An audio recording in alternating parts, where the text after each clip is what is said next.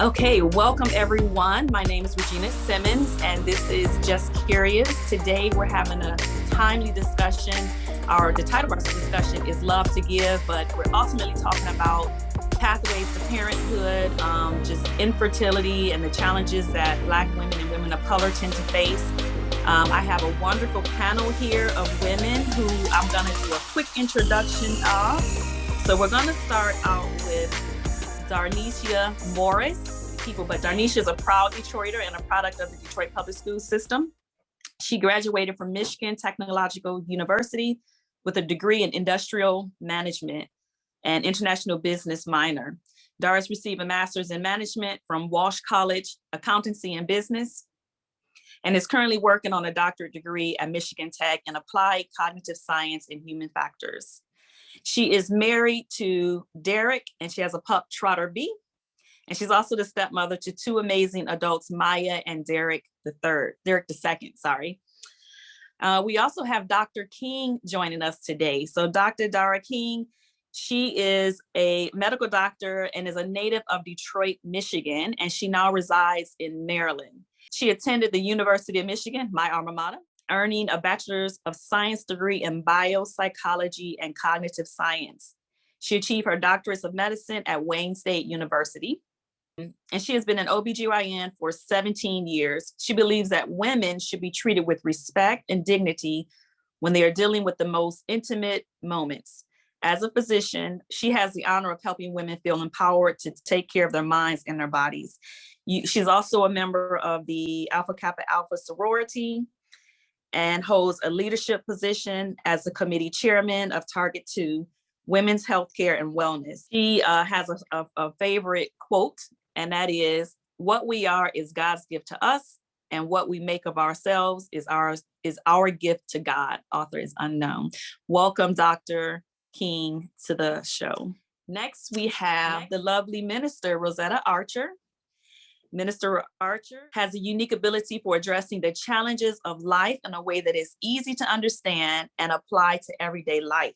She is the founder and CEO of Sunless LLC. She is armed with a degree in psychology and progressive experience, and she has studied the psyche, the breath, spirit, and soul of mankind.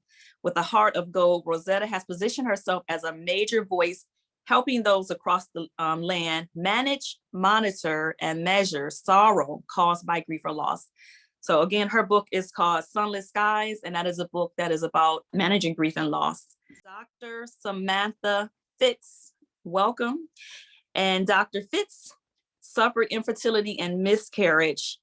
She has been married to Elroy for 8 years. They are the proud parents. So despite suffering infertility and miscarriage, she is the proud mom of Nadia Fitts, and they live just outside of Atlanta, Georgia. Over the past few years, Dr. Samantha has motivated other women through the message of her book, and her book is called Journey of Hope, Love, Marriage, and Overcoming Infertility at 40. Samantha has been nominated for the 2019 Rising in Community Excellence Award in the area of health and wellness, as well as made several appearances on prominent talk and radio shows to speak on her experience with overcoming infertility. Welcome, Dr. Fitts. Dacia Lewis James. Dacia Lewis is also an author. Her book is called The Game of Life, Releasing the Weight When God Says Wait. It's a training manual on waiting on God in expectancy. In The Game of Life, Dacia tackles a taboo subject, infertility, while taking us through her waiting journey.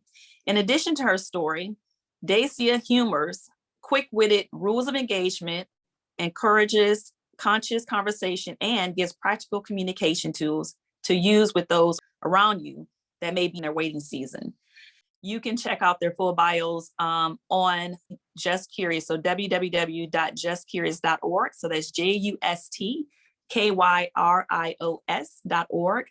It has all of their bio information on there, and it has links to their websites and to their social media pages where you can follow them. So we can share more of that with you as we progress in the discussion, but I want to let you know that information is there. So why have this conversation? This is a very timely conversation, but unfortunately, this is also a conversation that doesn't get a lot of exposure. So I have friends, I'm sure some of you have friends and family who have experienced infertility, who have experienced miscarriages, who have been in waiting to become parents for a very long period of time. Some of them are still waiting, and some of them have moved on and taken other avenues.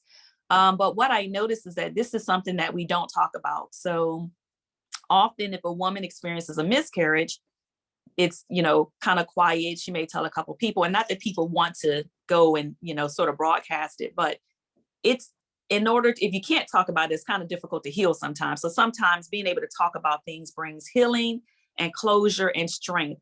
And so our goal today is that this discussion today will bring not only knowledge, but it will bring some healing to some people who have been experiencing these issues of infertility. We also want to bring awareness, because a lot of Black women or women of color just are not knowledgeable about this topic, or as knowledgeable as we should be. So one of the other reasons why one of the things that caused me to have this discussion today was on December 24th of 2021, which is not that long ago. I read a post on Facebook that one of my friends posted, and I have a few friends that are dealing with infertility or whatnot, but this particular friend had posted, and I never knew that she had gone through this experience and what it was like. And so she talked about how at the age of, I believe, 34, how she had walked into an infertility site, after giving it some thought, infertility clinic, after giving it some thought, and a desire to have kids, but not really being hooked up with anyone, not being married, not having a mate or partner. She decided to go to a clinic and to actually go through with having the treatment. She talked about all of the vials of medicine and all of the needles that she had to take. And she talked about how she was starting out afraid of needles, but this was something that she wanted so bad that even her fear of needles was not enough to deter her. And so having gone through that experience, she talked about what it was like to, give it a shot and then it not work out, and how she woke up out of anesthesia, out of the anesthetics. And I'm not saying that word right, but she woke up and, having her mother next to her in tears, and just what that experience was like. But even before that, just with the joy of the hope, that thinking that she might've been pregnant and that it might've been successful, that minute period of joy. And she also talked about having to let go of that. And so realizing that, in her words, maybe this was not meant to be. And so what that journey was like for her to sort of move on. But the piece that really gripped me, that really struck my heart, was when she described the fact that she still, even in the absence or having an unsuccessful fertility journey, that love that she had for a child and that desire she had for a child did not disappear.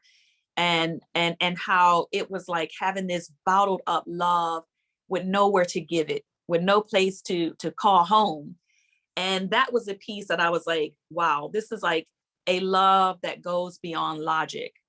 It also reminded me of a conversation that I had with another friend who desired to take this journey. And she shared that with me. And I wasn't the kindest friend. I'm a very logical person. I'm thinking, if you're having any, if you don't have the support that you need, or if you don't have the finances that you need, like, get those ducks in a row first. Like, why put yourself in a challenging situation when it may be more of a challenge for you? I have kids, so I know that raising kids is a challenge. And so I just took a very logical approach with it. And then I said, I wasn't as supportive as I should have been. So having read my other friends' blog on it, it opened my eyes to the fact that women not everybody wants children, but women who desire children, who have struggled and had a challenge with it, there is no logic that you can apply to that desire. It is, I want this child and I'll figure the details out later. And I finally got it. So thankfully I was able to get it, and I was able to apologize to my friend. But I thought about, what can I do to be an advocate for other women? How can I help other women be able to talk about it and to break the silence? So hence, we have these wonderful ladies on this panel. I'm going to stop talking, and I want to just pass the mic to, we're going to start with Dr. Fitz and let her start out by sharing a little bit of her journey. And then I just want the other ladies to kind of, as they feel led, to jump into the discussion as well. So just take a few moments, and Dr. Fitz, tell us what your experience was like with infertility. Okay, so like you said, some people desire to be married and have kids, and this is a non-judgment zone, but I got married when I was 36, and I wanted to start having kids right away because my biological clock was ticking. My OBGYN, he started the conversation. He said, you're not getting any younger. Now that you're married and you want to have kids, after a year of trying, if you do not conceive, then you consider infertile. And then we will try in some other measures like fertility medication. And in my mind, I don't know anybody in my circle that had to take fertility medication. And so I immediately thought, I don't want to be octomom. So I started Googling natural ways of getting pregnant.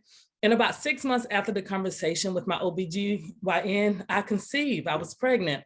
But I did don't tell anybody until 12 weeks afterwards, because I did read about that. And then only to end up in miscarriage in about 12 weeks. So I found out later that that was considered a chemical pregnancy. And I know that Dr. King probably can maybe share more light on what that means. And so I was devastated. I didn't tell anyone. I talked to my mom. Finally, I was in the hospital, and I begged her. I said, please don't tell anybody, because I felt like a failure. I feel like I did something wrong. And so when I did a follow-up with my doctor, and he actually celebrated my miscarriage, he was like, yes, there's an opening. I was like, what does that mean? So instead of being down, he let me know that a lot of people don't get that far. So he said, that means you can conceive, it just wasn't your time. So for about the next year, I downloaded the app. So trying to have a baby now ended up becoming like a job, kind of like what you see on TV. Okay, it's my fertile time. Come on, let's do the do. And so it became frustrating, but my husband was amazing throughout the journey. He checked out fine. I checked out fine. It was unexplained infertility. So whenever it didn't happen naturally again, I ended up going through the IUI process, and that failed. And I didn't have money. I couldn't afford, my insurance didn't pay for IVF. So I went to a doctor. So I started, trying to save money and applying for grants to pay for the IVF treatment. But in that session, the doctor told me my BMI was too high. And I know Dr. King can probably share what these acronyms mean later on.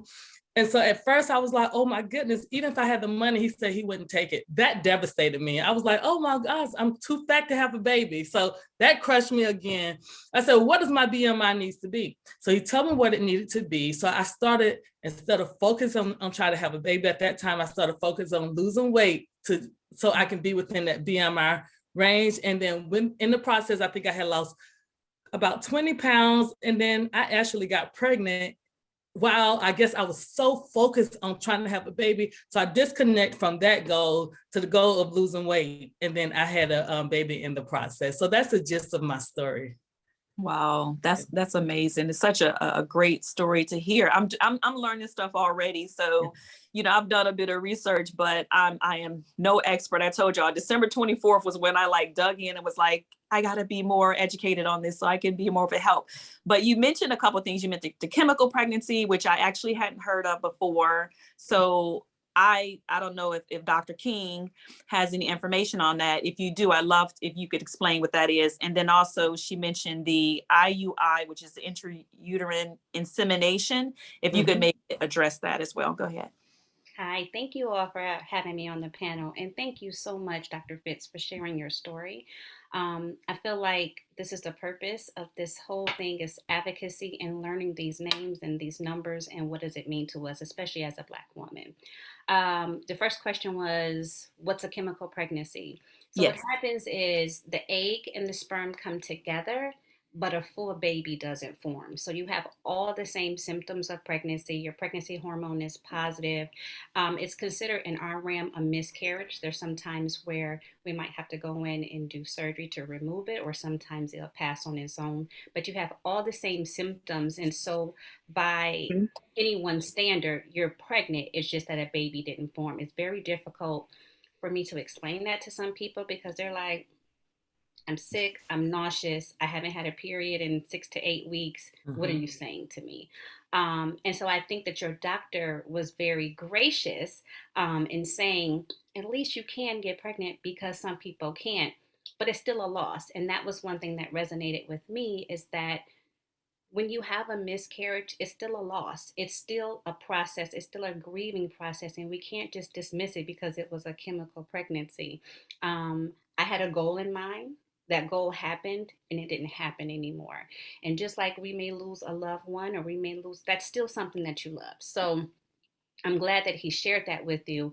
But I'm also glad that you had the support to say, it's still a loss and let's do some other things. IUI is an interesting thing where they you we it depends. Sometimes people are ovulating on themselves, or we may stimulate you to ovulate, and we will predict the time that we will put the sperm inside of the vagina. So a physician typically does that, where they will pick your peak time of ovulation. Sometimes they'll make sure that your eggs are that you're actually ovulating at that time. There's a certain test that they would do, and they will actually put the sperm in. So it's not IVF, which is in vitro fertilization, where you have sperm, egg in a laboratory. They put it together and they put those small embryos into the uterus. So it's different.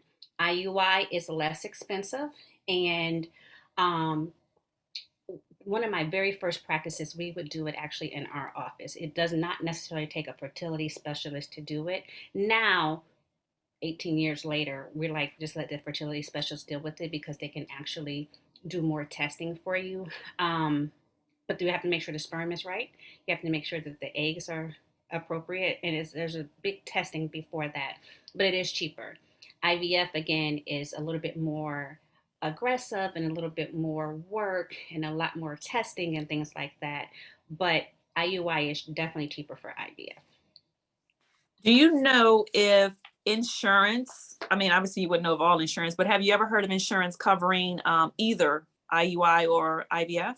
Yes, so it's not most. It depends on what your insurance carrier is, but some can cover one or the other. Some can cover both, or some may cover IUI but give you 50% towards IVF. Or you may have to have a failed IUI a certain many times. So um, this is a different topic for a different time, but insurance carriers really hold the key to a lot of things, which is also a barrier when we talk about Black women and infertility. A lot of times, one, we're ashamed to say, I need help. Black women are supposed to be breeders. That's how they look Mhm. at us. We have a bunch of babies, and this is what we do. And when you are not fit, when you don't fit that narrative, like Dr. Fitz said, I hadn't had anyone that I knew had to do this. So when you don't fit that narrative, you tend to not want to get help. Well, that's one of the barriers of Black women getting help for fertility. They feel broken. They feel like something is wrong with them. My grandma had 50, 11 kids. I don't know why I can't have 50, 11 kids. Like it becomes this thing, and we self doubt and insecure. And so, again, I thank you, Regina, for having this conversation so people know that it is a thing.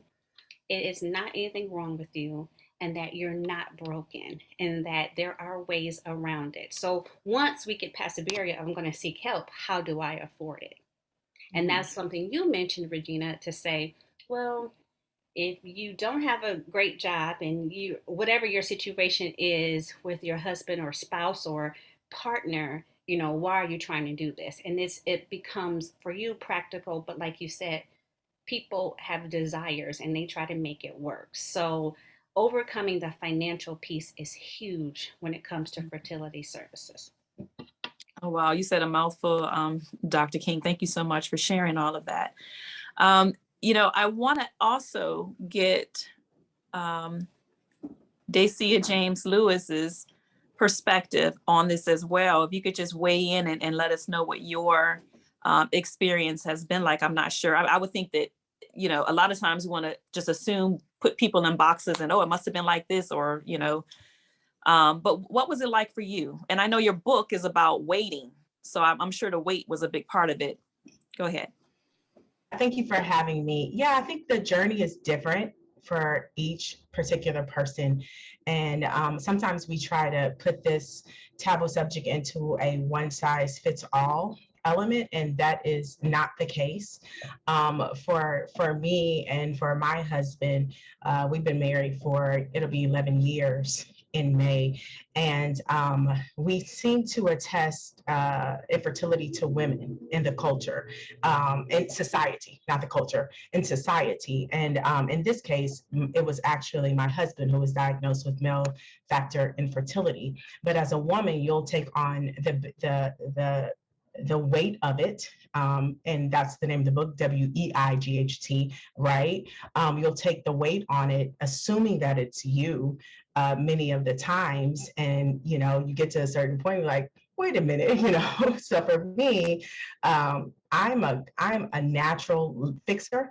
So if there's something not happening, I'm like, okay, let me go get this, and this, and then I'll walk away. About 3 years later, it's like, hey, we need your husband now, and for him, and if you read the book, I take a very humorous aspect to it, because I think we have to laugh about us as human beings in this journey. And as a man, he's like, well, I'm not shooting no blanks, so you have this element. I'm like, okay, and so our particular journey, lies in this place of unexplained infertility as well, in terms of, even when the numbers were great, we still weren't able to conceive, and we're still on this journey. And as a spiritual person, I think when we start to add the church element in it, we'll try to pray everything away. And I do think that faith is a really big part of this, but we'll also not go get the fertility testing that we need, or and then there's also the struggle with really contemplating what IUI and IVF is for you as a Christian, and feeling like you're taking the elements out of God's hands. So that was another element that I had to deal with. And then you have to walk into this area. Well, no, it's to each its own, right? It's whatever works for you, whatever you're convicted by or not convicted by. So what in my particular journey, because I wrote about the weight, because there's weight, WEIGHT, that you'll carry while you're waiting, right? Be it shame, depression, anger, jealousy, envy. There's so many elements in this journey that you deal with in your waiting season. And what in my spiritual faith, God just showing me how to wait well, because that scripture says you can throw the dice, but God still is going to determine how they land. So you can try IUI, you can try IVF, you can try naturally, and it still not work or be the timing that God has for you. So my thing is teaching people how to wait well in the perfect timing. It doesn't mean that you don't start the process to find out what's going on. It means you start that process and you have faith, but you also know that there's a sovereign God, that you can't take anything into your own hands and control it. Amen to that. Oh my gosh, wow. That spiritual side of it. And I love that you pointed out the fact that, yes, you can, yes, God is in control and all that, but you still need to do your homework and still look at the natural side of things. And I'm a Christian as well. I'm actually a minister. And, I know a lot of times it's difficult for people, it's difficult for Christians, I should say. I can only speak for Christians. I'm a Christian. And I tend to be around that sort of environment a lot. But it's difficult sometimes for people to balance the two, because you feel like I'm not in faith, or if I'm doing something natural, then therefore, it's a distrust in God, or I have a lack of faith that God will do what he said he would do, or whatever. But it's so important, it's the two together. It's the natural and it's the supernatural together. And sometimes you do have to do your homework, and you have to not be afraid of what people are going to say or what people are going to think. But, there is that part where, I'm just going to be honest. Sometimes other Christians can be very judgmental, and I'm a Christian. I'm saying it's about my people. Sometimes we can be very judgmental and look down on people because they've chosen to go other routes. But this is what this discussion is about. It's about bringing freedom and encouraging people to seek all of the different avenues and all of that. I also wanted to ask you a question, Dacia. You mentioned that in your situation, it was more so your husband. how would you, or what advice would you give to a woman who needs to have that conversation with the male? Because that is, I would imagine, there's men have, egos, and you don't want to, hurt them. Like, how do you share that? That has to be, a tricky situation. Like, how did you handle it? Yeah, it's very tricky. Therapy, therapy, anyone? I do have a counselor, a therapist, and my therapist is an infertility specialist, right? In terms of her counseling.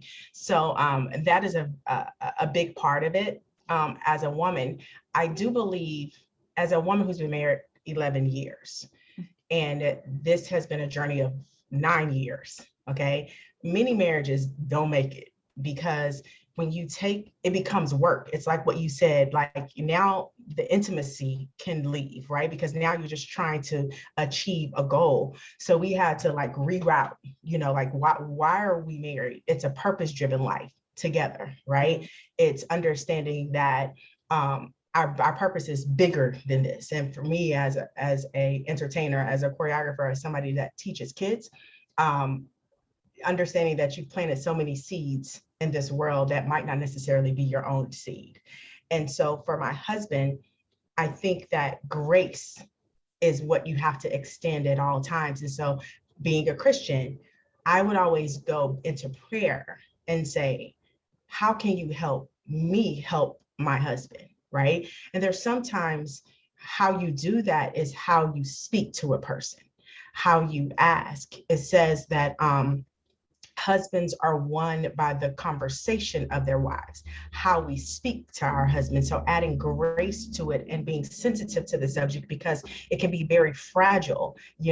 No man wants to feel incompetent, right? And so if we come in and we're hammering it in, it becomes a whole different ballgame. So I think grace is a really big element of that. And then because I am spiritual, I'm like, okay, God, will you talk to your son?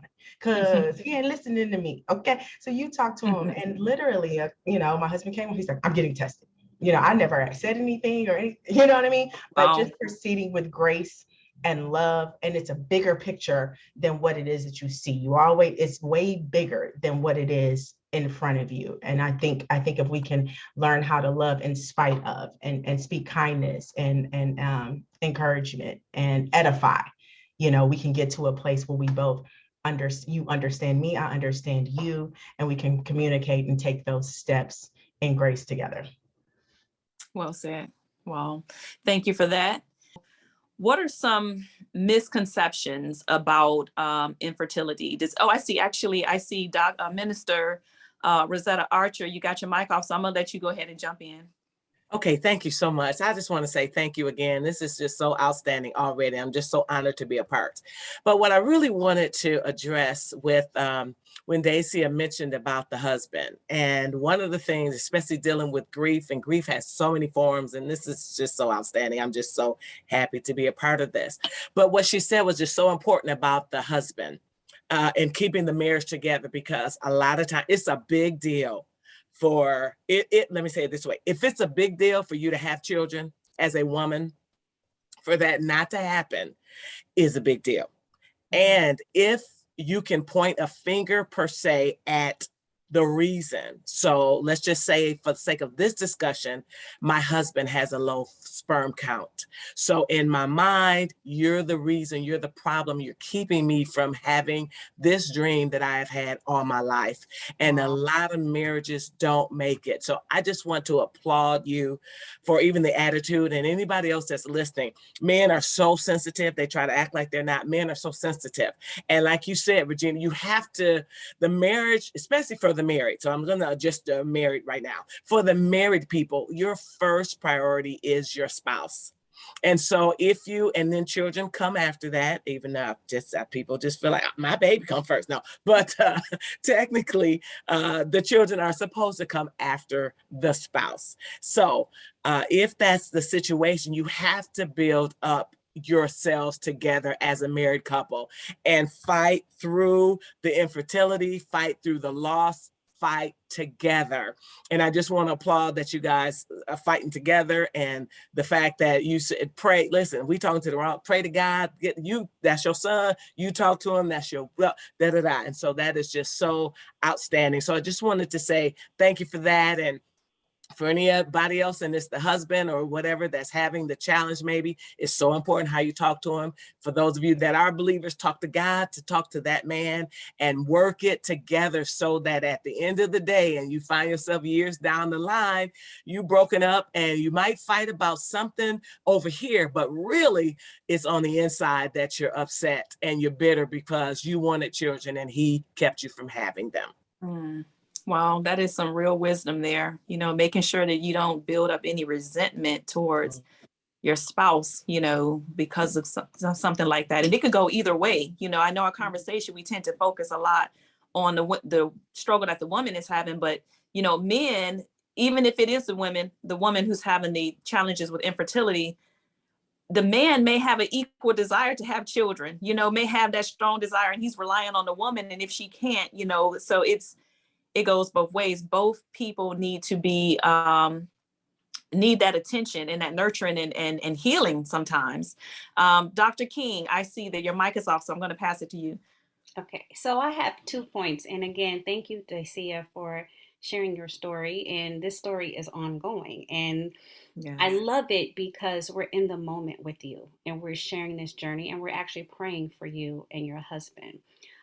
You triggered 2 things in me. In my practice, I'm just a general OBGYN, so I'm not a fertility specialist, but I see a lot of patients who struggle with fertility. And one thing I do, or 2 things I say, is that one, when you are going through the process, we have to take the stress out. It's so easy for me to say, no, girl, don't stress. But what I do tell them is I say, yes, there is a particular time you're supposed to have intercourse.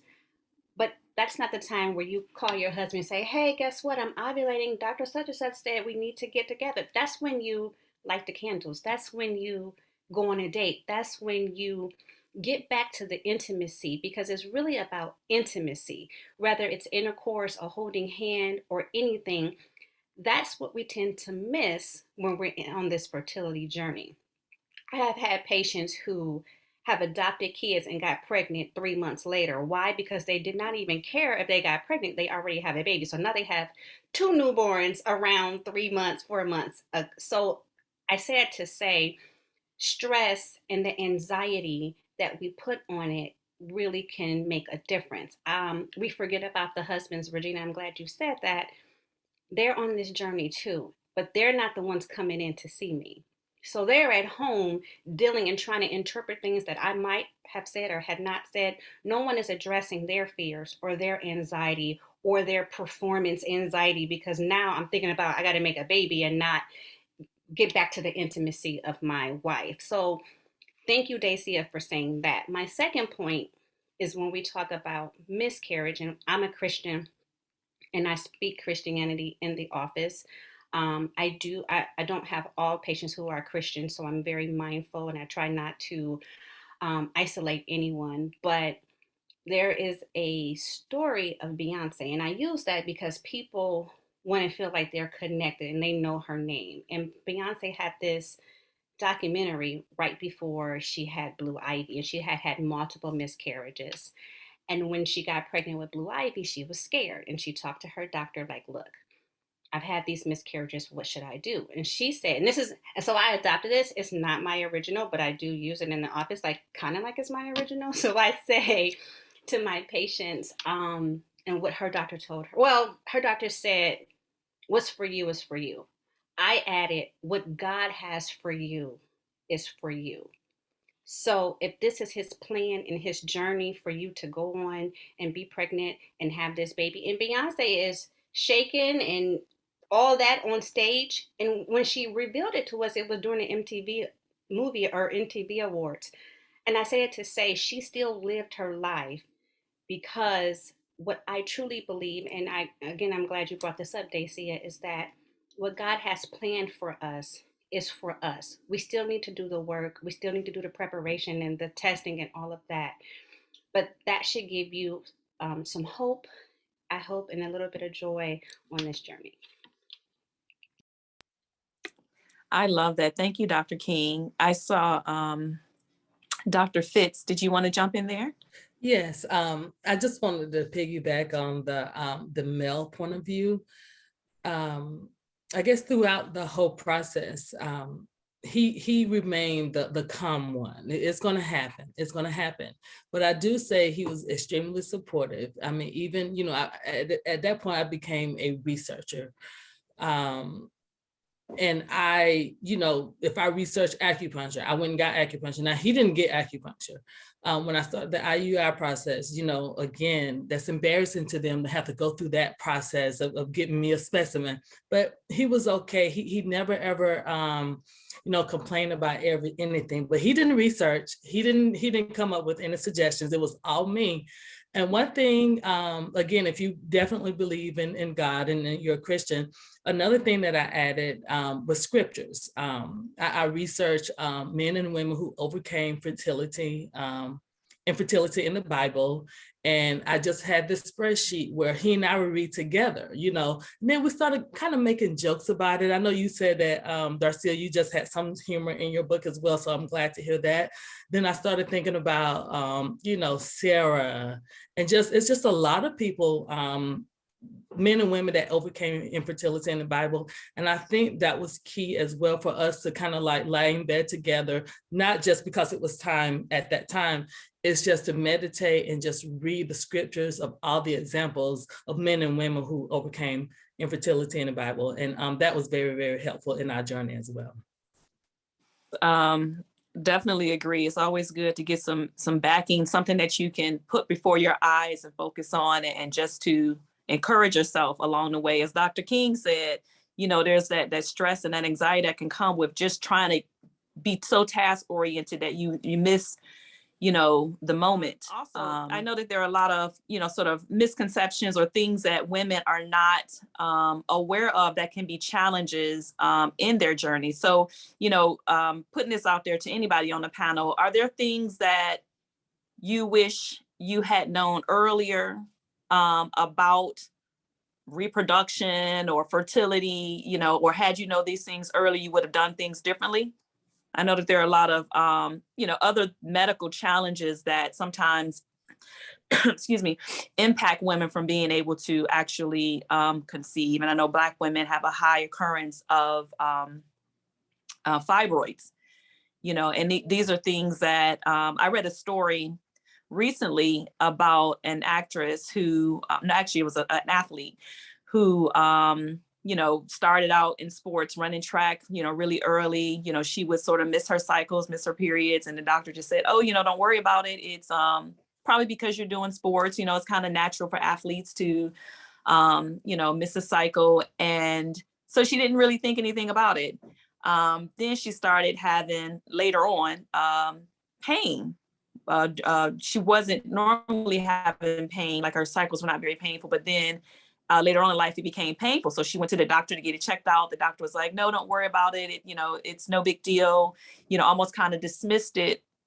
And then even later, finally the pain became too much and she was actually trying to conceive. And then she found out later that she had a lot of fibroids, a lot of tumors growing inside of her.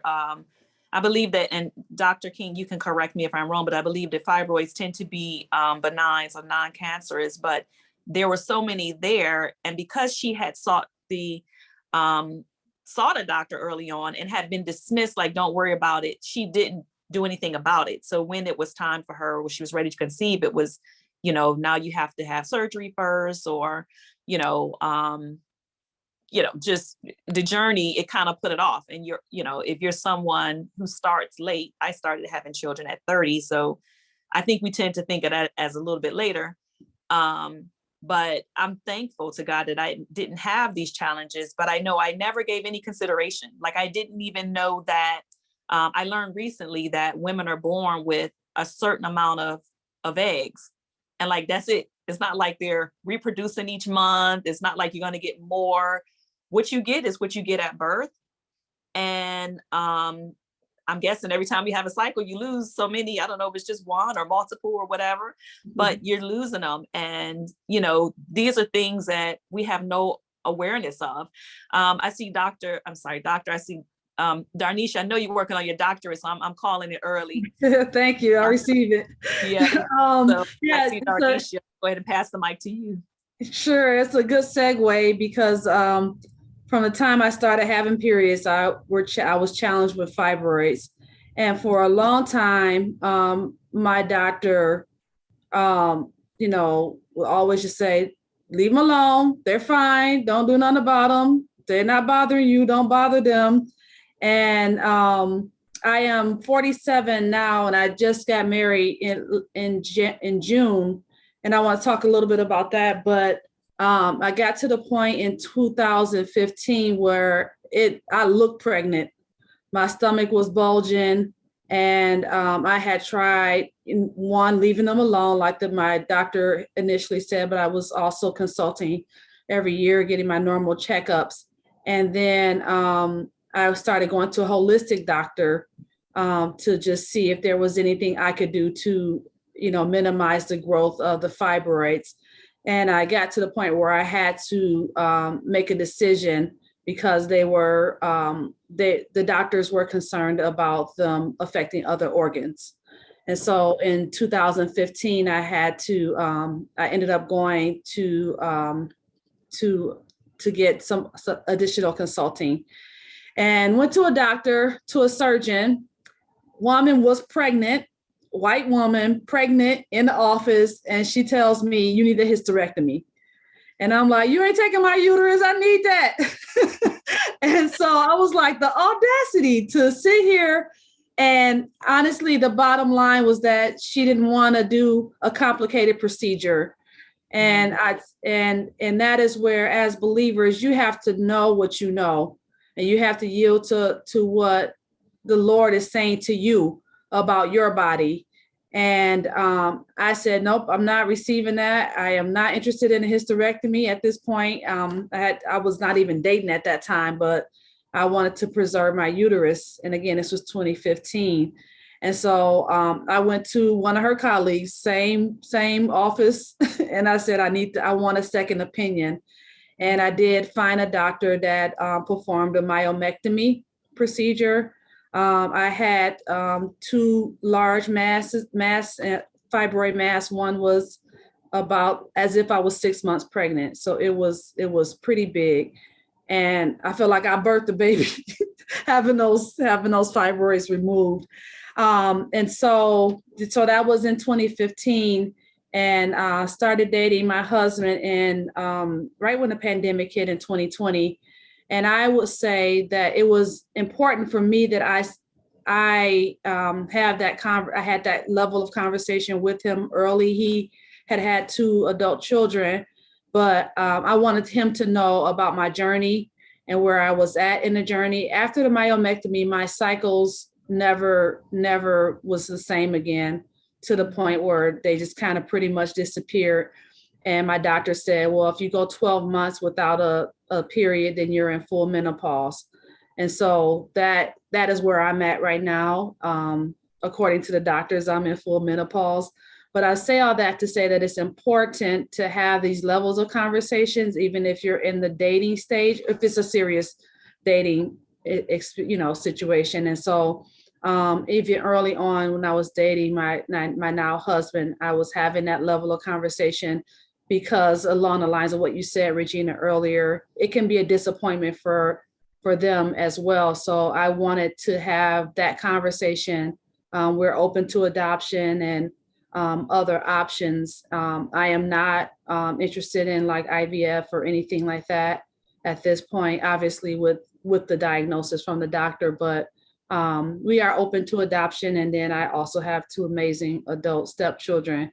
And so that's where I'm at in my journey. But we're open if there is a child in need that we can serve and support in a adoption type situation, probably not foster care, but full adoption, then we will be open to that.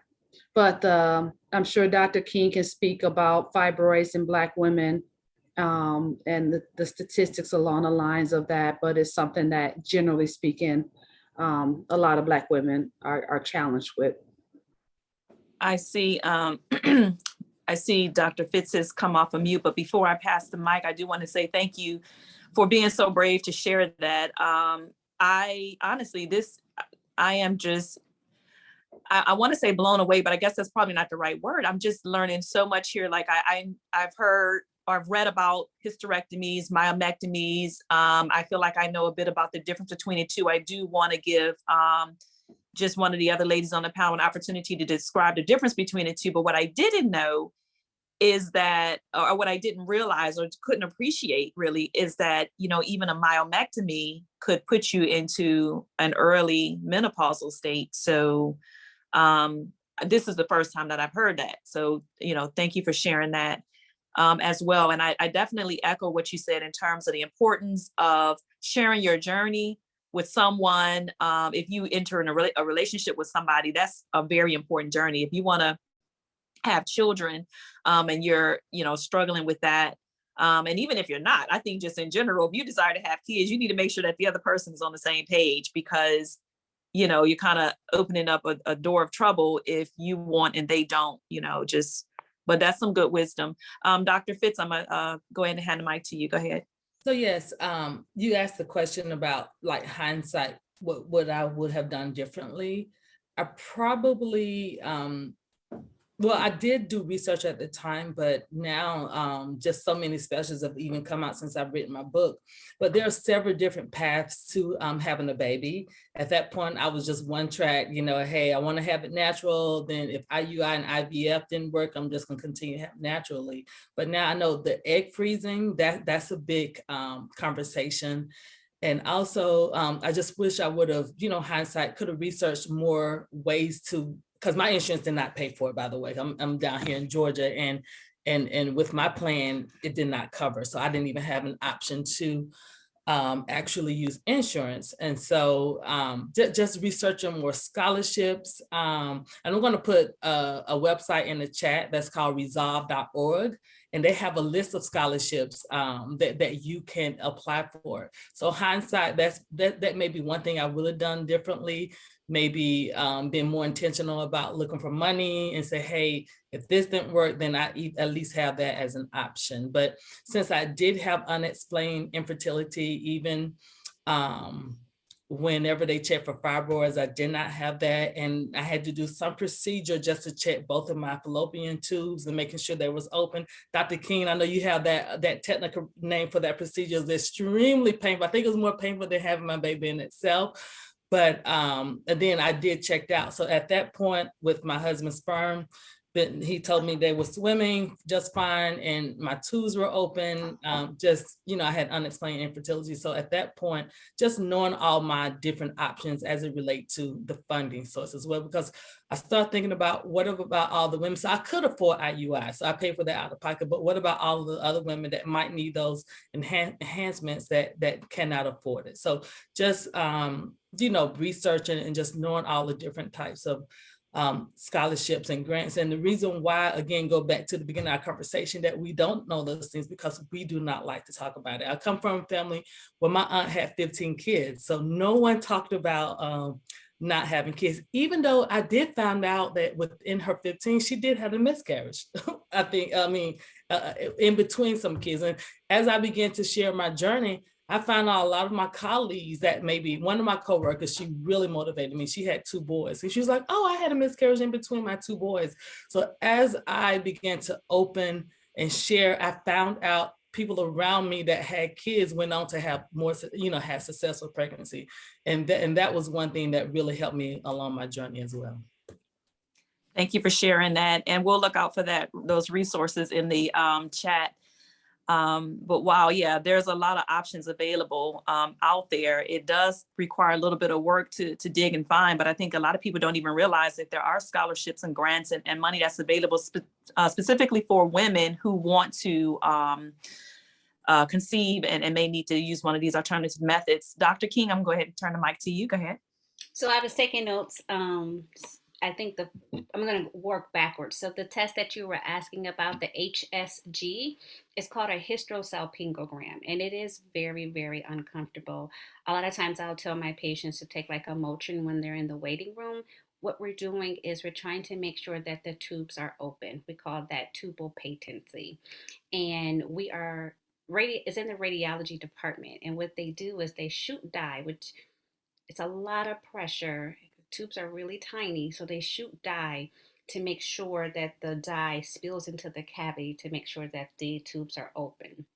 And that's important to know because we need to try to figure out when we're doing infertility workups, what's the reason? Is it a tubal issue, which for you it was not? Is it a structural issue? Fibroids, and we'll talk about, I'm coming to you, Darnishia, we'll talk about fibroids, infertility. Is it a hormonal issue? Is it that I'm not ovulating, or if I am ovulating, when am I ovulating? Male factor is really high, which people do not understand. The number one cause is, Dr. Fitz, unexplained. But the number two is male factor. So all these things that we do to ourselves usually are not, I won't say usually, but most times are not us. And so when I am doing a fertility evaluation, because that HSG is considered invasive and it's painful, I check everything because I feel like if we already know that X, Y, and Z is happening, I don't want to put you through unnecessary testing. In order for us to move forward, however, we do need to do the testing of the tubes because if your tubes are closed or if your tubes are damaged for whatever reason, we have to sometimes remove the tubes. That's another whole story. But when we talk about the fertility workup, it's very intense. It's very costly. So I do thank you if you have those resources where people can try to get funding for it because again, in the Black community, I think that's one of our challenges. You, Samantha, and you, Dacia, you're very blessed that you have partners who are supportive. A lot of times I'll see that be the breakdown and people getting the help that they need. Their husband does not want to do the semen analysis, and I can't move forward without it because if it is a male factor, then again, I'm giving you medication that you don't need because it's really your husband that we need to deal with. So that's that part.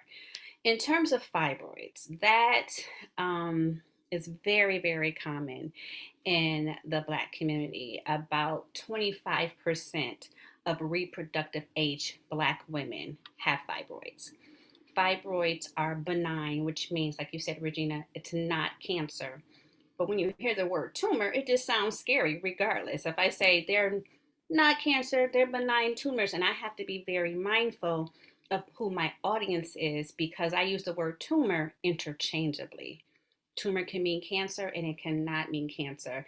And if I say it cavalierly, then people are like, she just told me I had cancer. I'm like, so I have to really be mindful in my language.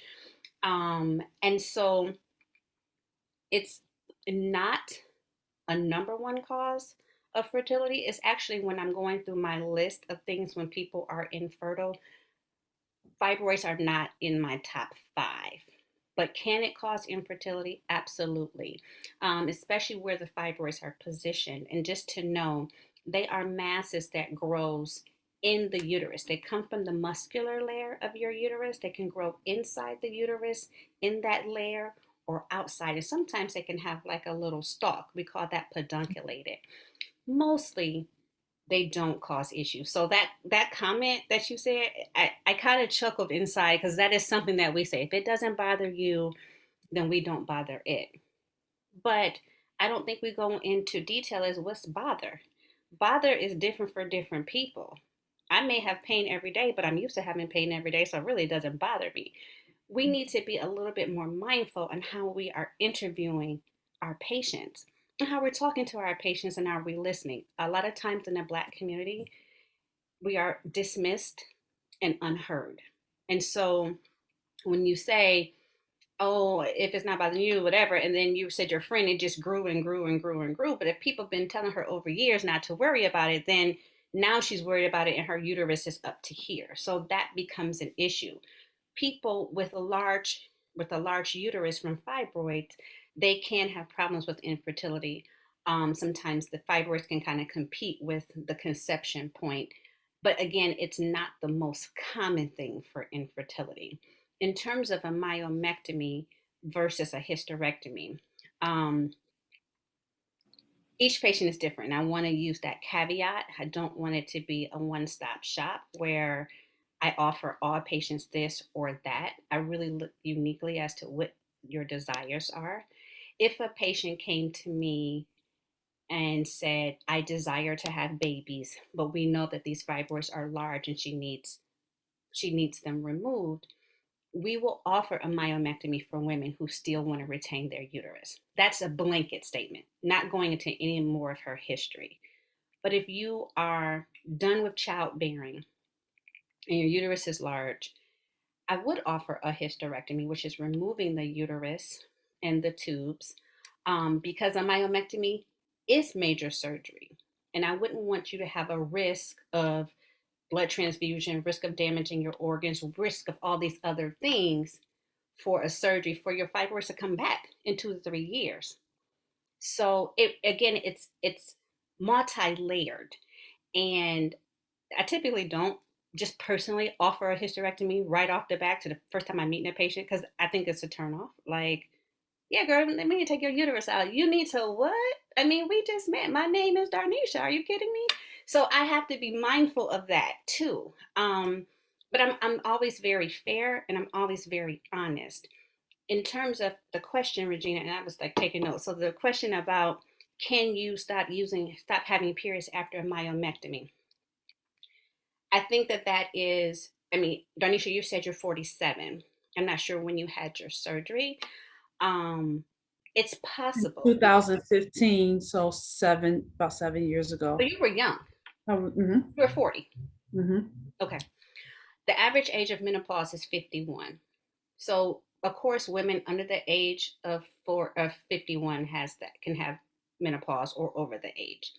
However, with any type of surgery on your uterus, you can potentially decrease blood supply to the ovary. I don't know how extensive your uterus was or how much work they did or whatever and what vessels were involved. So it could happen. But it's not something that routinely happens. But it definitely could happen because you had surgery and it sounds like a pretty major surgery, and it could have happened that way. Were you destined to go into menopause a little bit earlier than the average? Maybe. I mean, my mother has been hot flashing since I've known her, and I'm like, Mom, you're not still in menopause, but that's okay. I just let her have it. So again, I say that to say all the factors would probably need to be. It could happen, but it's not something that happens all the time. Thank you for that, Dr. King.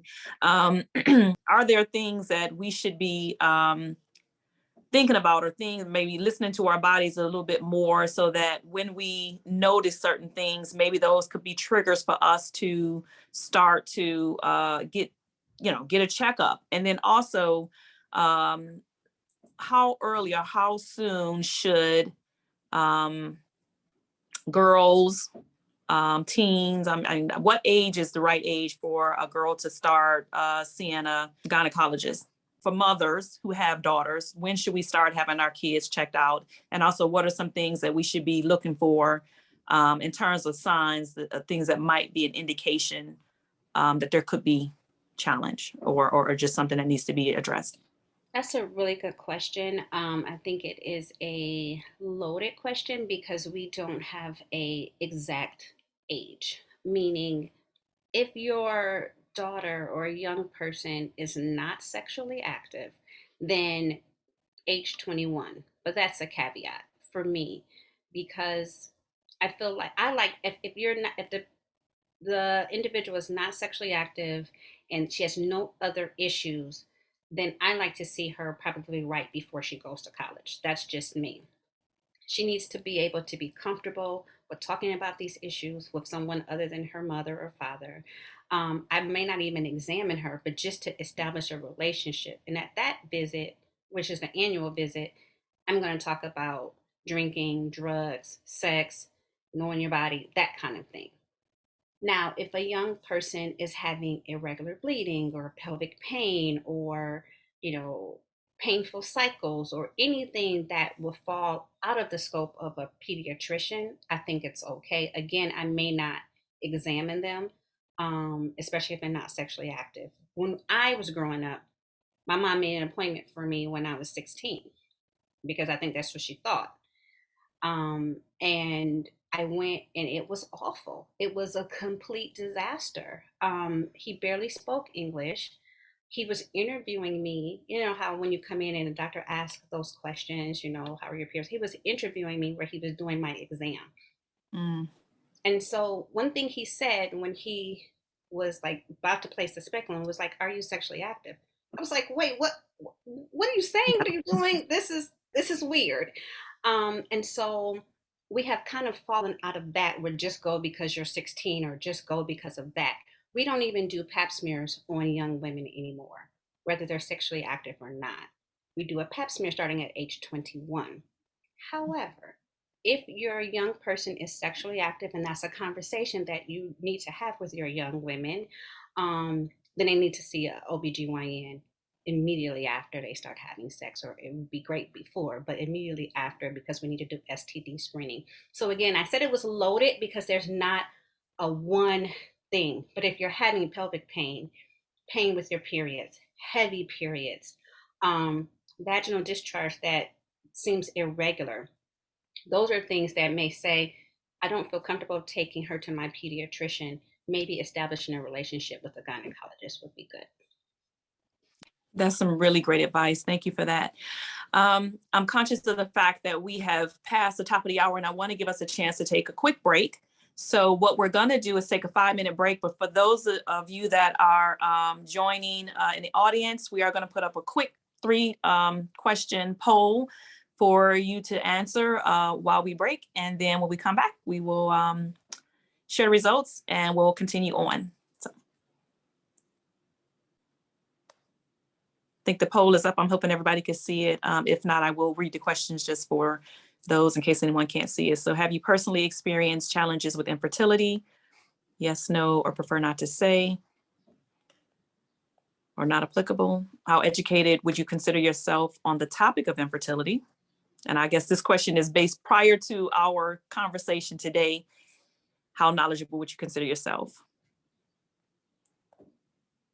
And then have you tried infertility treatment?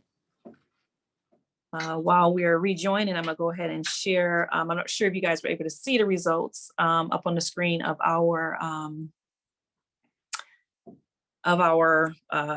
survey, but it looks like 50% of our audience says yes, they have experienced challenges with infertility. 60% felt like they were somewhat knowledgeable about this topic already, and it was actually split 40% and 40% for having tried a different infertility or fertility treatment. So we just wanted to see what our audience looked like in terms of demographics. So as we jump back into this discussion, I want to kick off, and let me see if, okay, yeah. I want to kick this second session off with a question. This is really to all of you all, but I'm particularly interested in hearing from Dacia because I know she's a choreographer, she's an actress, she has a very established a career. And I'm just wondering, did you put having children on hold to pursue your career? I noticed it's something that a lot of women do. Was that something that you did, or did you just kind of, whenever you were ready, went for it? Not necessarily intentionally, right? I talk about in my book people like Tyra Banks, who she spoke about her journey and always putting it off until it got to this point where the doctor was like, we got to do something else. Or even Gabrielle Union, who also speaks about it. I think for me, initially growing up, I can't say that I wanted to have children, right? I just knew I wanted to be in the entertainment industry. I knew that I wanted to be very successful so that I could be a blessing to other people, right? Like literally, that's what I grew up in my head. Even coming out of college, I just wasn't that person that saw myself married with children or anything like that. So once I got married, I was like, oh, well, now this does become a conversation, especially when you're marrying someone who wants to have children. And so I think for me, it wasn't necessarily that I waited because of my career for an extensive period of time. I will say after I got married, it took me about 2 years to really process, should we start, like what that journey looks like in my head. And then once we actually started the conversation and then seeing it not happen within, those 2 years, you're then like, oh, wait, something wrong? You know what I mean? When you actually make that decision.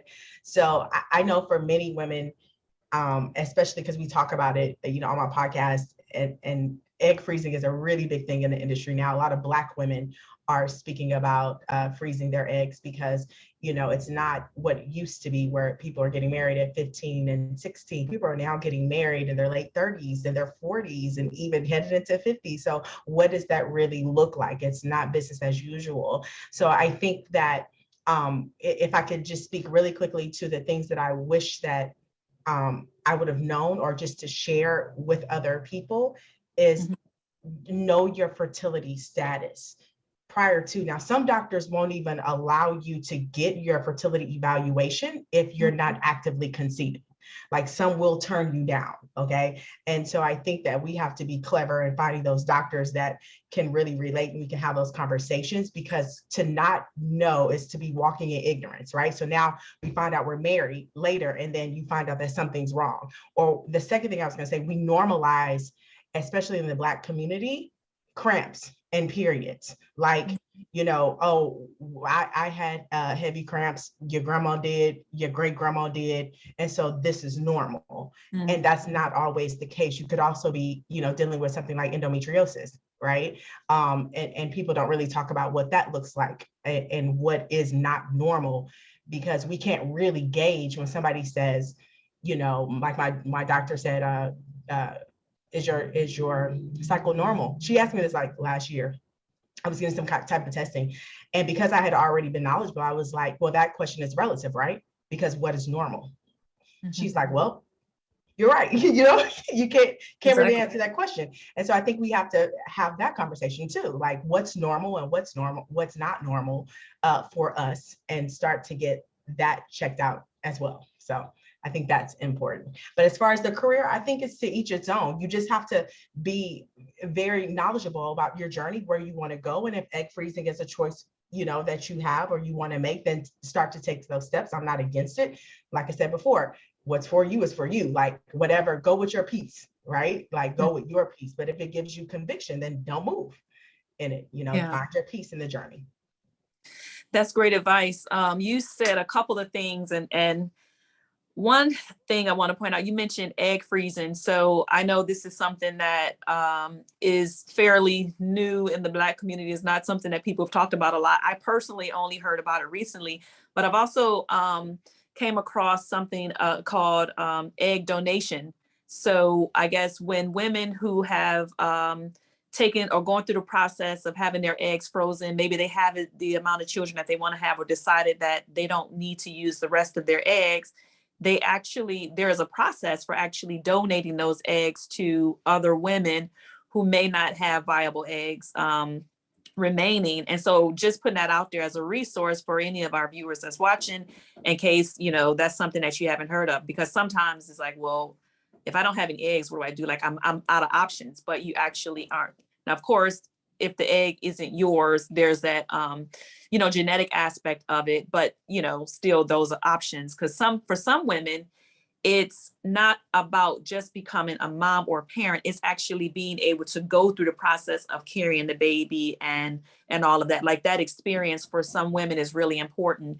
But what I also want to mention is that you talked about, like, in the beginning, like, you really just didn't know that you wanted to get married or have kids. And I love that, because not everybody want to have kids. Not everybody want to get married. Like, some women are just happy living their life, having their career, and that should be okay. Like, people shouldn't feel a certain way, ostracized or judged, because that's not their desire. I know for me growing up, I know I wanted to have kids, but I wasn't really like a baby type person. So if I saw babies, I didn't gravitate to them. And it was like, I have kids when I get ready, you know, I waited till 30, but you know, it's just like you said, to each his own, and allowing people to have their journey. And to, I think a lot of the times when people, as soon as they get married, people are like, when you having kids, you know, where's that child at? You know, and so people get annoyed, and you don't know if somebody is already trying to have kids and can't, you know, you don't know if the person wants to have kids or not. You don't know if the husband or whatever spouse can't, you know, and so we have to be very mindful in how we approach that. I've got two questions here. So one of them is, you mentioned the fertility evaluation. That's new to me. What does that look like? That's for anybody. Dr. King should be right on that. She'll know everything right there. Well, you can share what the experience was like for you if you want, or anybody, and you know, anybody can jump in there. Well, I know I had one when I went to the IVF doctor. Again, insurance didn't pay for it. So, however, the clinic that I went to here in Atlanta, they actually had some type of funding source. So he told me, you're going to get a bill, but don't pay it. Just pay part of it, and we're going to take care of the rest. So what I remember from that evaluation is they looked at, I guess, my eggs, how many eggs I had.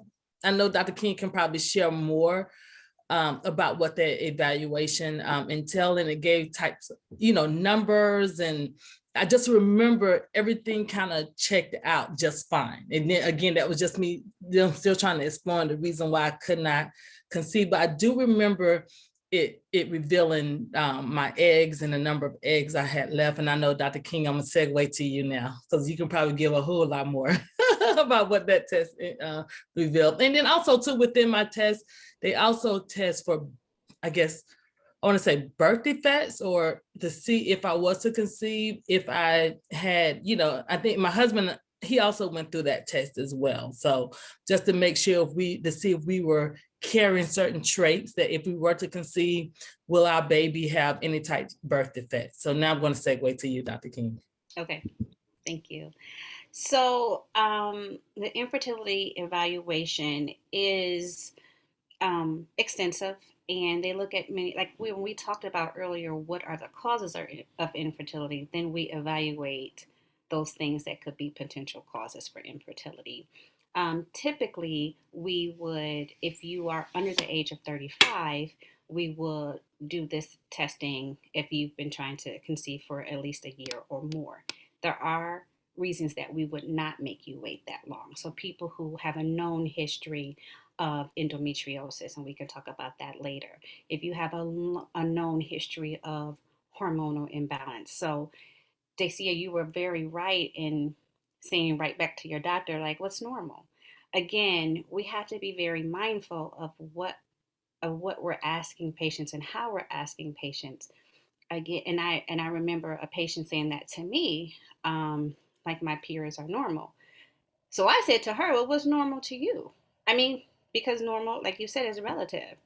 Well, if you're bleeding and you're changing a pad every hour on the hour, that's not normal, ma'am. You know, but to her it was.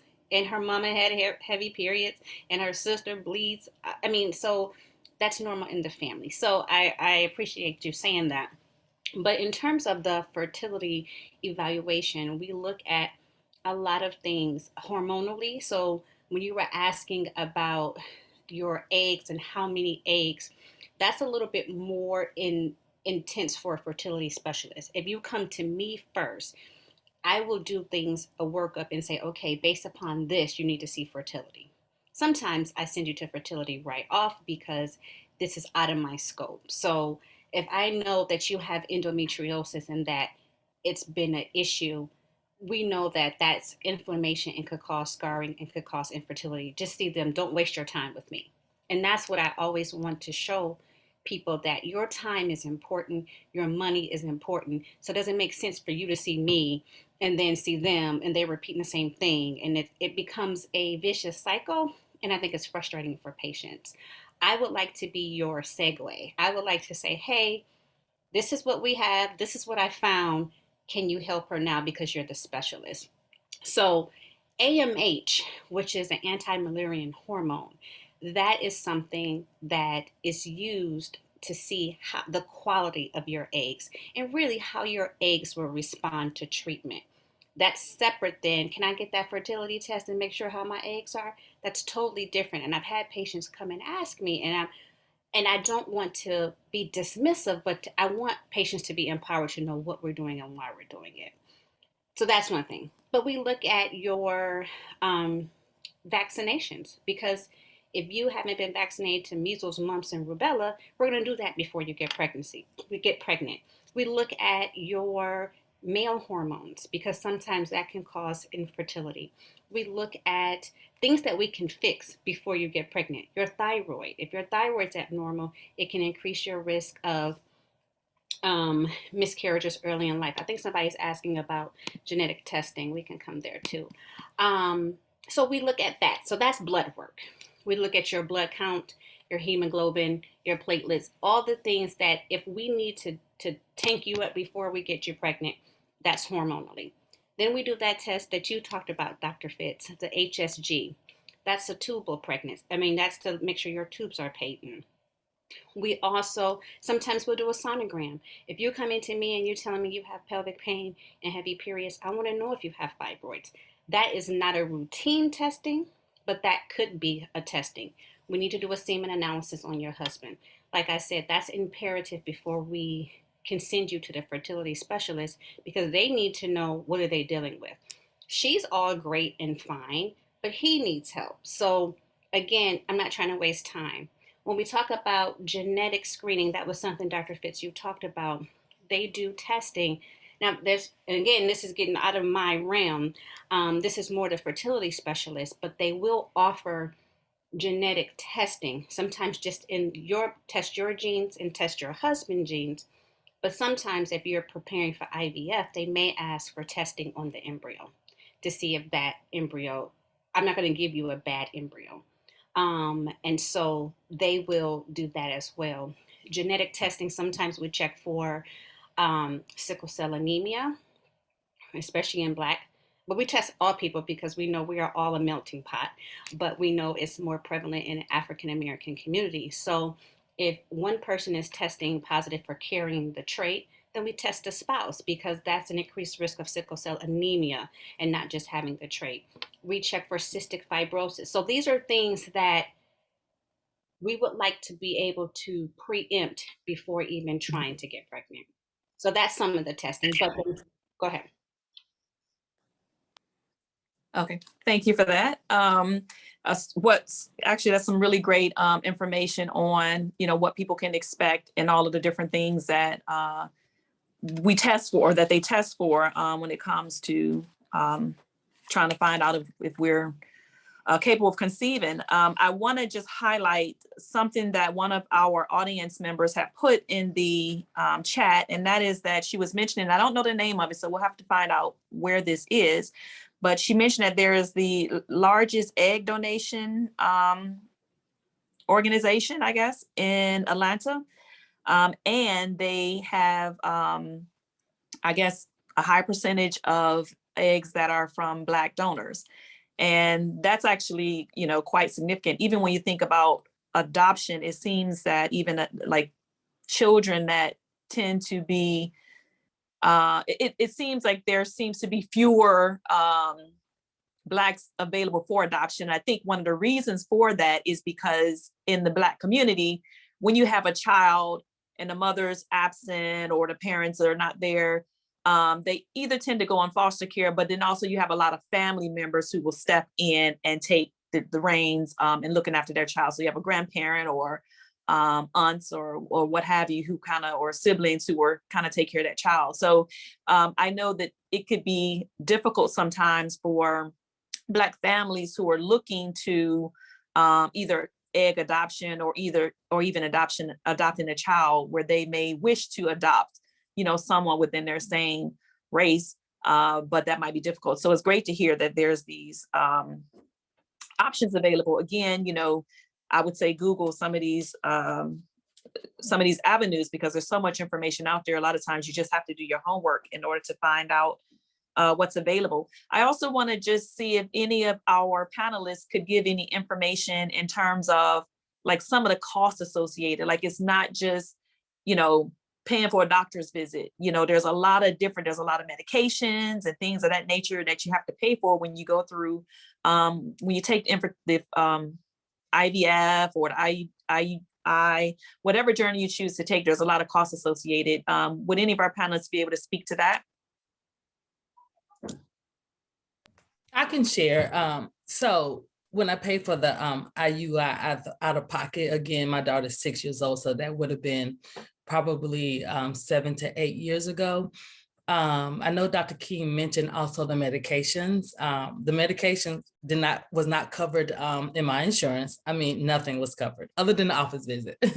So I just remember at that time, I felt it was affordable to me because it's something that I really wanted. I remember just paying for some medications that were in the range between like $400 and $500 just for the medication to get you prepared for the IUI. And the IUI procedure itself was about $800. So I remember spending about $1,200 for both of those procedures. And for me, that was affordable. And that was kind of like on the low end. It's probably much more expensive now.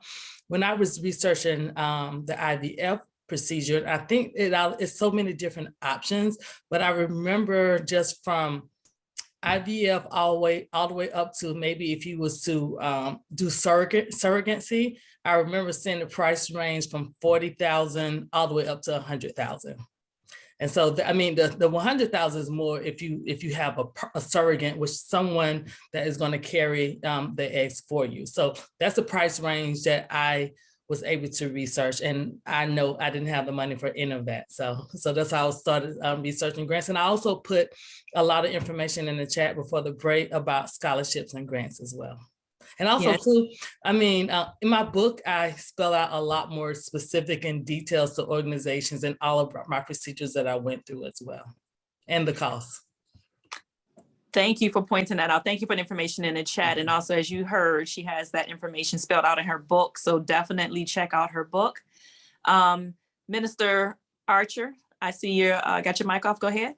Yes, I was going to say as well. And oh my goodness, I haven't done it personally myself, but I've walked through the journey with some people, and the IVF in particularly, OMG, it runs definitely $30,000 a pop. So if you do it over, you do it one time, then you do it again. So it averaged some people that I know for sure easy a minimum of $30,000 to go through the process. And some of that did not include the medications. And as you said, Dr. Fitz, that medication, I was like, what? Wait, 5 pills or 2 needles is going to cost you $900. So it's amazing. So the cost is really, it can be prohibitive, but I'm so grateful, and I was not aware, and I'll be able to share that information, Dr. Fitz.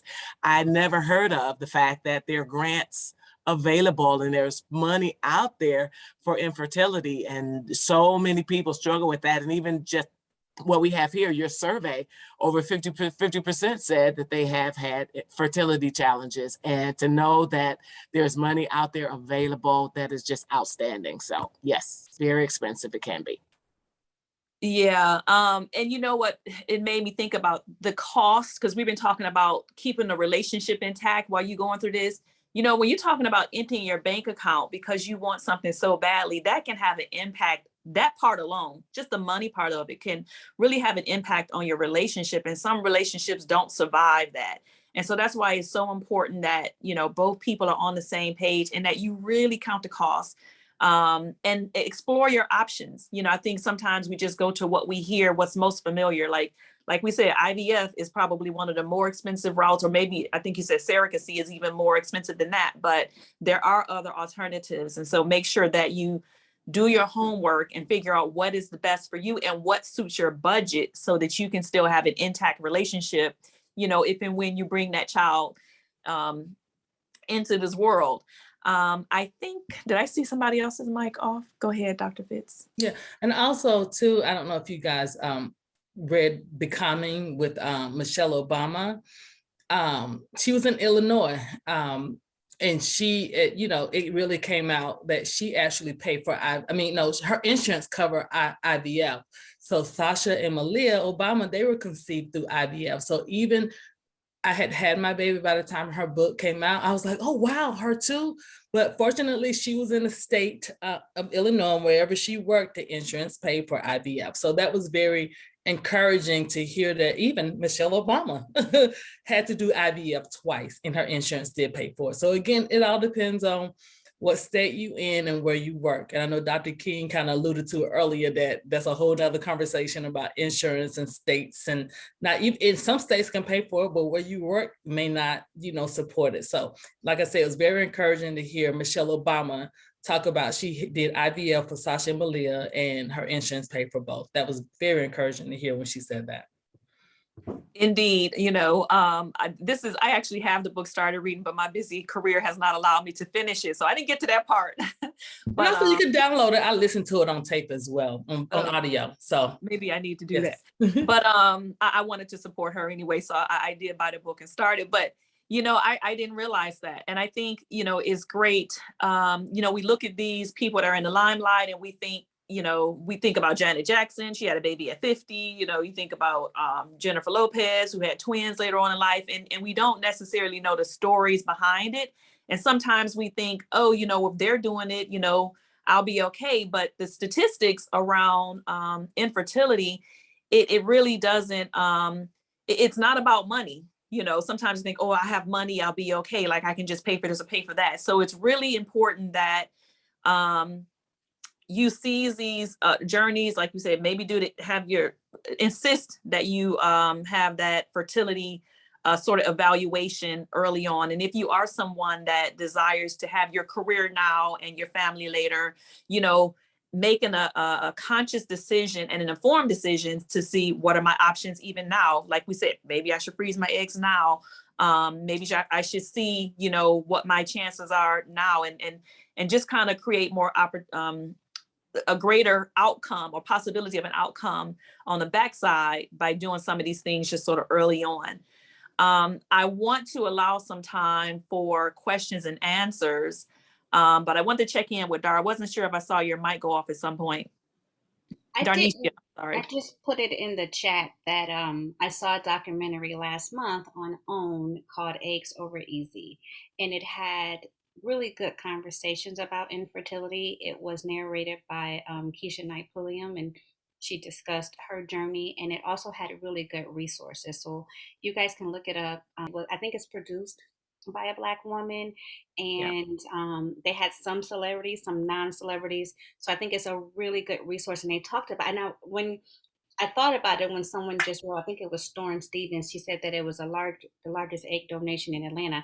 I'm not sure, but I think that might have been the same that they mentioned in the documentary. So if you're looking for some resources, they have it there on that documentary. Yeah, thank you for that. That's actually produced by Shaquita Lockley. It is available on, I believe, Prime Video. So if you didn't catch it on OWN, you could watch it on Prime Video. I'm in Bermuda, so I can't, like, it's blocked. So I can see that it's there, but I can't actually watch it. And I missed it on the 4th of January when it aired. But yeah, I've heard a lot about it, and I've seen some of the clips and some of the discussions that have come out of that. And definitely recommend people to see it, as they do also have a lot of resources available. Okay, before we go to questions, I actually want to take this time to turn the discussion over to a bit of healing. So, you know, some of the women on here have been on a journey for a while. There's women who have, you know, and there's going to be people who are going to watch this later and be at different phases and stages of their journey. And there'll be people who've decided, you know what, this is just not working for me. I'm going to just accept it, and I'm going to take a different route, or I'm happy. I'm decided that I'm satisfied that, you know, maybe motherhood is not in the cards, you know, if you will, for me. And so I want to actually open the mic back up to Minister Rosetta Archer. Just some words from you on people who may be needing some sort of healing or grieving, men and women grieving from the loss of a child, or maybe having just not been successful at that just yet. So go ahead. Okay, so I could talk forever. So I'm not easily offended at all. So just jump in there and say, okay, that's enough. That's enough. Okay, so, but it's so important. There's so many things. First of all, I want to say what we're doing right now is a key to overcoming grief. And that is acknowledge we have a challenge and let's talk about it. Because so many people grieve, like you said, in silence, and not everyone has a good buddy, a good friend, but you've got to find a way to get it from the inside out, because when you let things fester on the inside, it's just the science is, I hate to use that word, but the science is everywhere that when you have grief and stress and anger and bitterness, all the things that go along with what happens when we don't get the things we are looking for or that we desire, when we're grieving the loss of something, especially grieving the loss of a child, whether that child is unborn, whether it's through miscarriage, abortion, or whatever it is, there's a grieving process. And so many people, if you just internalize that, it's going to start the ulcers, just so many other physical and biological issues that will go on in the body, especially for women. Women have so many intricate parts of our body. So the opportunity that something could be affected is a lot higher than, the brothers just say, okay, you got 5, 6 things, we have 150 or whatever that is. And so it's so important not to internalize and to get some help, talk to someone. So if you don't have somebody you can talk to, go see someone. Talk to a professional. If you're really struggling, please talk to a professional. Go see someone that is skilled and knowledgeable that you can just go and talk to. And don't try to go it alone. So that's what I would really want to say. Don't try to do it alone. And for those of us, if someone comes to us, let's be careful. And I want to say, I believe Dr. King mentioned it.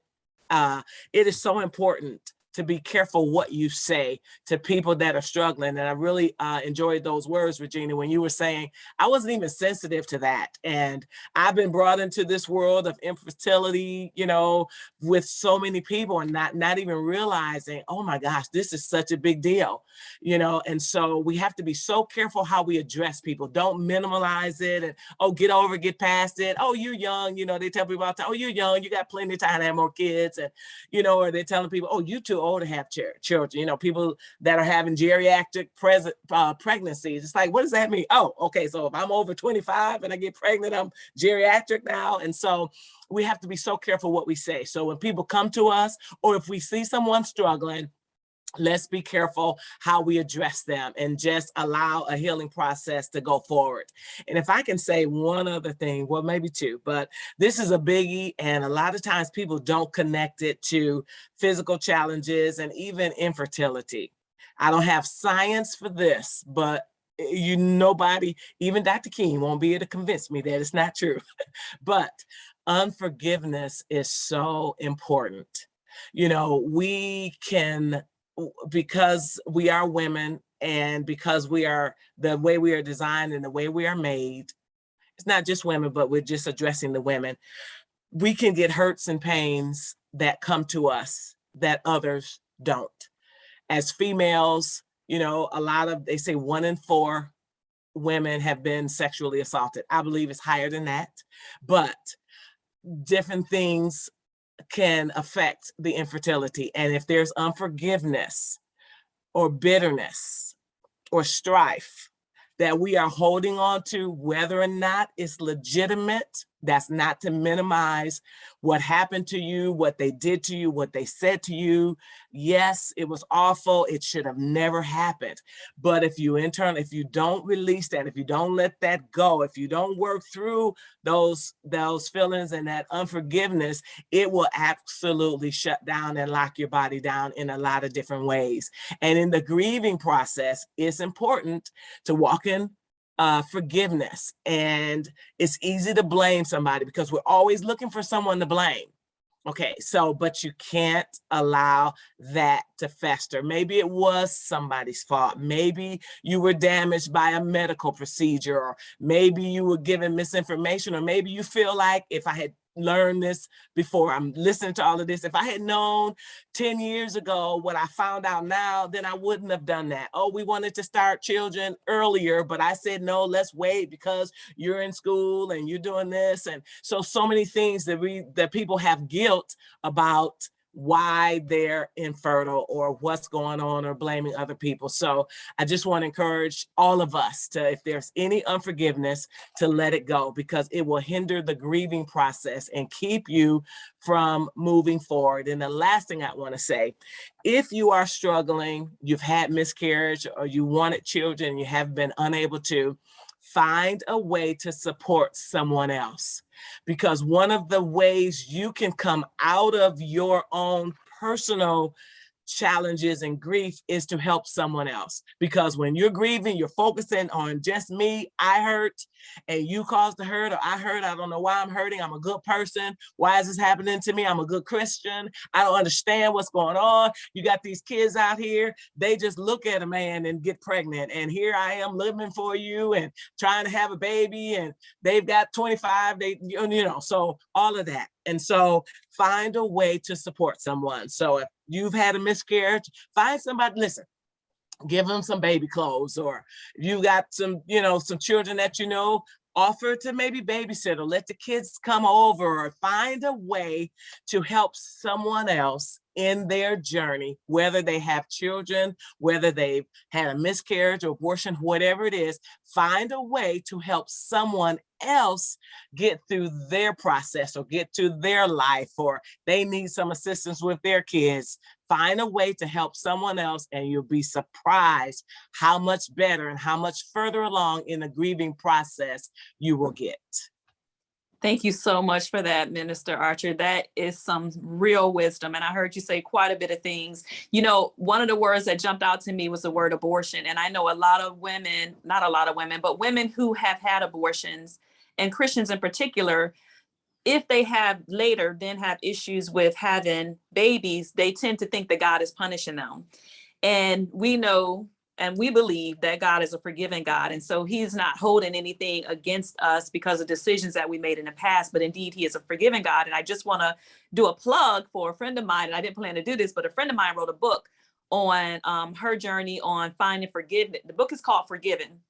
And it's her journey on finding forgiveness after having had 2 abortions. She's actually a minister, and her name is Reverend Lashana Smith. So that's LASHONNA Smith, Reverend Lashana Smith. The book is called Forgiven. So if that's somebody that is, challenged with that, by all means, definitely look that up. Also, I see you, Dacia, I'm gonna hand you the mic in just a second. I want to remind everybody to get Minister Rosetta Archer's book. It's Sunless Skies, and it's about overcoming grief and loss. And so, all of this is relevant. You want to have the full picture, have your journey, but also, find ways to overcome the challenge and the struggle of grief and loss while you're on that journey. Passing the mic to you, Dacia, go ahead. It's so funny. I just wanted to hop in really quickly because I think a part of the healing process is us as human beings also having the conversation and understanding of how to communicate with each other.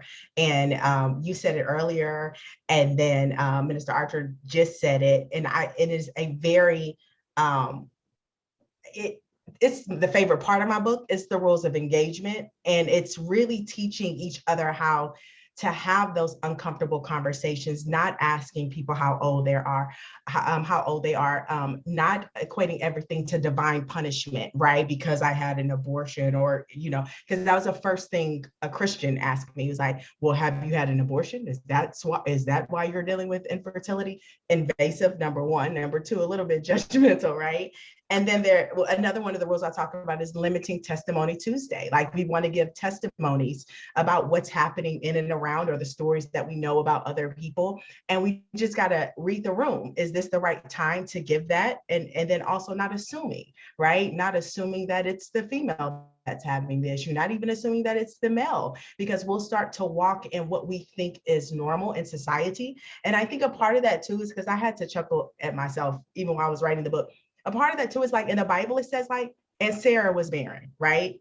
and Rachel was barren, right? And so women are walking around like, oh, it's the women that are barren, because we don't, even from the Bible, it doesn't talk about male infertility, right? It highlights the women in all caps. So we've also taken that weight, you know, even as Christians, and we'll assume as a fellow Christians that it is the woman, and that is not always the case. And so I leave this and say, number one, get my book. It's funny. You know, this journey is not funny, but I will take you through the process and make you laugh, because you really have to find humor to help you process what's going through. But I think about it like this, is the last thing that I'll say, is the last rule of engagement is think. You know, is it true? Is it helpful? Does it inspire? Is it necessary? And is it kind? Like, those are the things that we need to think about before we ask those invasive questions. When you really don't know, you could be triggering someone that had a miscarriage yesterday, right? So I think conscious conversation is definitely key. I love that. Thank you so much. And if you can put that acronym in the chat, to think, I love that. Also, don't forget to get Dacia James Lewis's book, The Game of Life, Releasing the Weight, WEIGHT, When God Says Wait, WAIT. And again, it's a training manual on waiting on God in expectancy. So don't forget to get her book. Also, Dr. Samantha Fitts, her book is called Journey of Hope, Love, Marriage, and Overcoming Infertility at 40. We are almost out of time, so I just want to open it up to the those who are on. If there's any questions, any burning questions that we haven't already covered, drop it in the chat really quick, and we will endeavor to choose one and see if we can tackle it. And while I don't see anything popping in the chat at the moment. So what I also want to do is just give my panelists one last mic to do any final words. So who wants to go first? I see you, Dr. Fitz, there. You want to jump in first? Any final words for our audience? Yes, I also put it in the chat, and to kind of like summarize everything that I went through, a part of my journey. I've also done a couple of speeches. So I narrowed my journey down to what I call my 4 Ps of overcoming.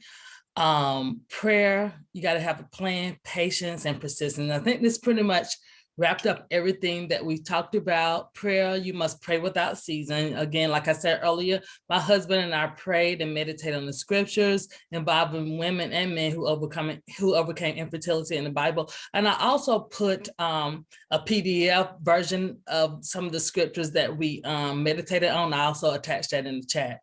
You got to have a plan. My plan was to get married and have kids. I followed concrete steps to achieving my goal. And so you still have time to develop a plan no matter what your goals are. And patience, you must be patient, because, you know, life is a journey. I did not adopt a mindset of defeat. The doctor never said we couldn't have babies. So I just researched.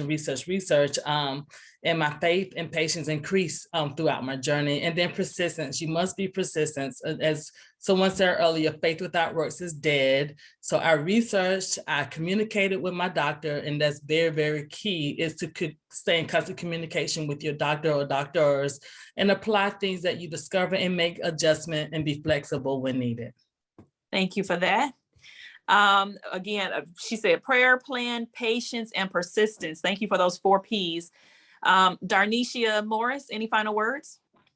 The only thing that I would say is stress, the impact of stress on our physical body, mentally, physically, emotionally, and exploring some sort of skills or tactics, mindfulness or meditation or some other things that you could leverage to care for ourselves and be preemptive on the front end of caring for ourselves and having some systems in place to minimize stress or manage stress in our physical body. That is some very good advice. And thank you again for your transparency and sharing your journey with us today. We really appreciate that. Dr. King, any final thoughts or words? So I just wanted to thank everybody on the panel again for sharing your story. I think it's amazing. I don't think it's easy um, to be as transparent as you all have been. And I just think that you guys are great. I thank you, Regina, for seeing the need in the community. I think we need to have more platforms like this. The biggest thing for this is to be your own advocate, but you don't know what to advocate for if you don't know what to advocate for. So I think that what you're doing and the work that you're doing in the community is amazing. I want to keep this energy. Like this is my wheelhouse. This is my platform is to be able to armor you all, to be able to have those conversations with your physicians, and to be able to speak up. I saw an article a couple of days ago. I don't know if you guys saw it, but two Black women saw a need, and they were on Good Morning America, and they created something called, I think it's called Her Hue, where you could actually go online to find, it doesn't have to be a doctor of color, but to find doctors who are caring and hearing your voice as a person of color. So I could, once I find the website, I had it out for you guys. I don't know where I put it, but it's called Health in Her Hue, and I'll put it in the chat. But I think it's good that we continue to have these conversations and that we armor ourselves because we take care of our own. So thank you again for having me. Thank you again. And you have brought such a richness to this discussion as well. We really do appreciate your medical perspective. You can reach and you can find and follow Dr. King. Her website is www.drdaraking.com. So that's DRDARAKING.com. And you can also follow her at drdaraking.com. So we appreciate you so much for that. I see Minister Archer, any final words? Yes, so I just wanted to say thank you all again, amazing. And Dr. King, you know, I'm working on my social media skills and all that, but I'm gonna follow you. I have just enjoyed your expertise, so thank you so much. You don't look old enough to be practicing for 17 years and medical school before that. So, but so I just wanted to just say as well, having children is God's idea. And so if you desire to have children, don't stop fighting for that. If your body has said you are over time to make that happen, then still find a way to bring children into your life and don't ever give up the journey, because even if I tell people all the time, I'm the best surrogate mother on the planet. Amen. And most parents will agree with me if I've had any connection to their children. So don't give up the journey. It's God's idea, and He is for you having children. And I'm so honored to be here today. Thank you, Minister Archer. We do love you. And don't forget her book is Sunless Skies. All right. You can find that on Amazon. And then her website is www.sunlessskies.com. Did I get that right? Yes, you did. Okay, great. Yes. All right. I'm going to pass the mic back to, I know you did give some final words, but I just want to make sure and check in once more. Dr. Dacia. I want to call everybody doctors because y'all had some knowledge here today. But Dacia, any final comments?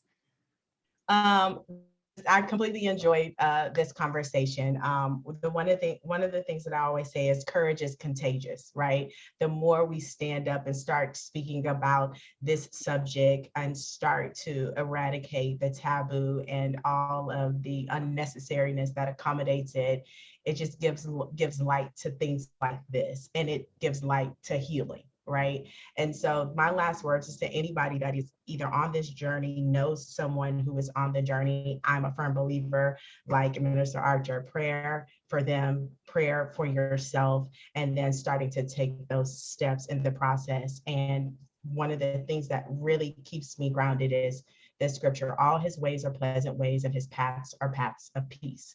So follow your peace. Whatever it is, if it's bringing you chaos, even in this journey, fertility shots, whatever it is, if it's bringing you chaos, take a step back, find your peace, and only proceed in your peace. Amen. I felt that. That's good. That's some good advice. Good word.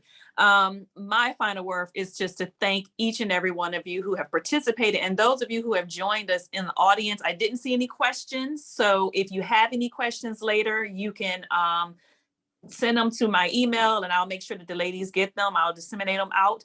My email is justkyrios@gmail.com. That's JUSTKYRIOS@gmail.com. Once again, you'll also find all of these lovely ladies' bios on my webpage. You'll find their bios and information on their books and their websites so that you can contact and find them. And again, that website is www.justkyrios.org. So JUSTKYRIOS.org. Also, what I'm going to do is there was a lot of resources that were put into the chat.